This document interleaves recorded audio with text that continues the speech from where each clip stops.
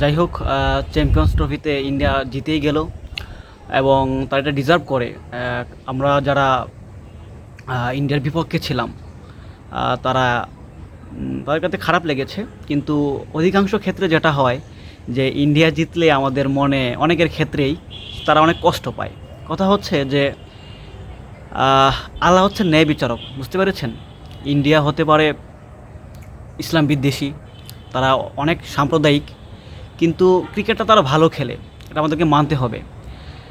আল্লাহ যেহেতু ন্যায় বিচারক, এই কথাটা যেহেতু বললাম যে তারা আপনি যেই ক্ষেত্রে আপনার ডেডিকেশন বেশি থাকবে, যেই ক্ষেত্রে আপনার পরিশ্রম বেশি থাকবে, আপনাকে আল্লাহ কিন্তু সেটা দিবেন। এবং যে বা যারাই যত খারাপ মানুষ হোক না কেন, যেই ক্ষেত্রে তার ডেডিকেশন বেশি থাকবে আল্লাহ কিন্তু তাকে সেটা দিবেন। তো কারণ আল্লাহ ন্যায় বিচারক। এখন ওরা ইসলাম বিদ্বেষী, বাংলাদেশ বিদ্বেষী, তারপরে হচ্ছে কি বলে সাম্প্রদায়িক, এটার রেজাল্ট তারা কনসিকুয়েন্সটা একসময় পাবে, কিন্তু ক্রিকেটের সাথে এটা সম্পর্ক নাই। ক্রিকেট তারা ভালো খেলে, এই ক্ষেত্রে তাদের পরিশ্রম বেশি, যার কারণে রেজাল্টটা তাদের ফেভারই আসে।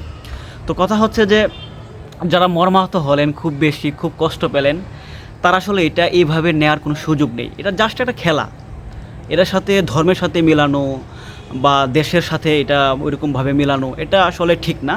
আমাদের সাপোর্ট থাকতে পারে, অবশ্যই সাপোর্ট থাকবে, কিন্তু এটার জন্য আমরা কষ্ট পাওয়া এটা হবে না। আমাদের ইন্ডিয়ার বিরুদ্ধে যেই টিম খেলবে ওই টিমের ক্ষেত্রে আমাদের সাপোর্ট বেশি থাকবে, সেটা যে কোনো দেশ হোক। কিন্তু ইন্ডিয়া জিতে গেলে যাতে কষ্ট না পায়, কারণ এটা কষ্ট পাওয়ার কিছু না, এটা একটা খেলা, খেলাকে এইভাবে নেওয়া উচিত। এটা একটা বিনোদন যে ইন্ডিয়া জিততেছে, ভালো খেলতেছে, জিততেছে, ঠিক আছে, আমরা এটাকে ওই দিক থেকে পজিটিভলি নিতে পারি।